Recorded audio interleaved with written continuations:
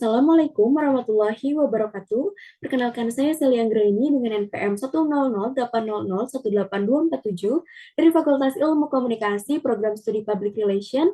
Pada hari ini saya izin memaparkan hasil penelitian saya dengan judul Strategi Komunikasi Komunitas Paredu ID dalam mensosialisasikan program Parenting Education.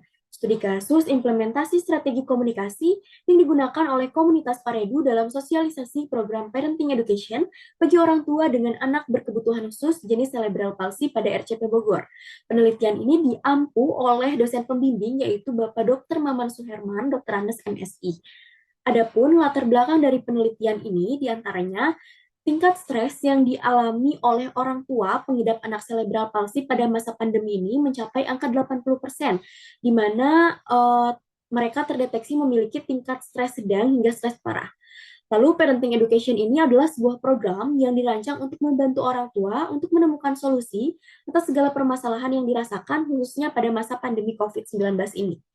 Dalam upaya mensosialisasikan program Parenting Education ini dengan baik, maka diperlukan strategi komunikasi yang tepat dan juga sesuai agar bisa mencapai tujuan atau hasil akhir yang maksimal sesuai dengan apa yang diinginkan oleh komunitas Paredu ID.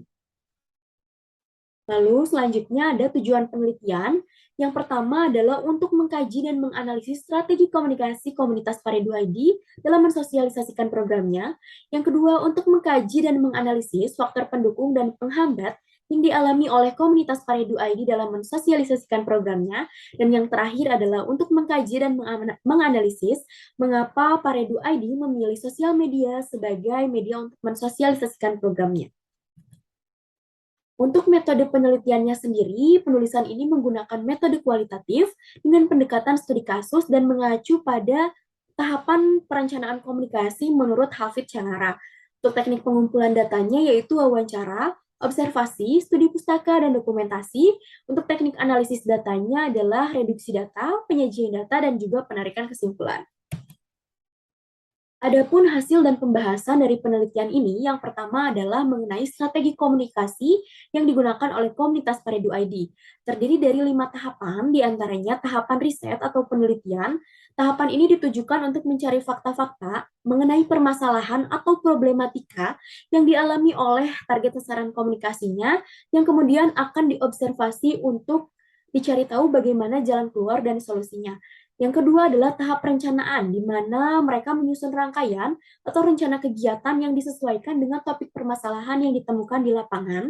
Yang ketiga adalah tahap pelaksanaan, di mana komunitas Paredu ID merealisasikan rencana ini dalam sebuah program sesuai dengan yang tadi sudah dibuat dalam perencanaan. Dan yang keempat adalah evaluasi, ditujukan untuk mencari tahu bagaimana hasil akhir dari kegiatan yang telah dilaksanakan. Detail dari hasil ketercapaian target dalam program Parenting Education ini mencapai angka 80,84%, yang artinya cukup tinggi untuk mengukur keefektifan dalam penggunaan strategi komunikasi dalam program sosialisasi. Dan yang terakhir adalah pelaporan, di mana mereka merealisasikannya dengan membuat laporan akhir untuk menjabarkan seluruh rangkaian kegiatan, mulai dari riset hingga evaluasi. Dalam melaksanakan program ini ada beberapa faktor pendukung, diantaranya pemilihan komunikator yang tepat dan berkredibilitas, yang kedua ketepatan dalam mengimplementasikan strategi komunikasi, yang ketiga pemilihan tema dan penyampaian sosialisasi yang disesuaikan dengan kebutuhan halayak, yang keempat ketepatan dalam memilih waktu sosialisasi, yang kelima sistem manajemen pembagian tugas yang baik antar sesama anggota. Untuk faktor penghambatnya sendiri adalah adanya orang tua yang masih kurang menguasai penggunaan sosial media, lalu waktu yang terlalu fleksibel karena harus menyesuaikan dengan waktu orang tua. Yang ketiga, kesulitan untuk mengakses sosial media karena tidak memiliki dana untuk kuota internet. Dan yang terakhir adalah masih ada beberapa orang tua yang merasa malu untuk terbuka tentang kondisi anaknya. Lalu ini adalah alasan mengapa mereka memilih media sosial sebagai alat komunikasinya. Yang pertama adalah penyebaran sosialisasi melalui media sosial ini merupakan cara yang efektif untuk digunakan pada masa pandemi.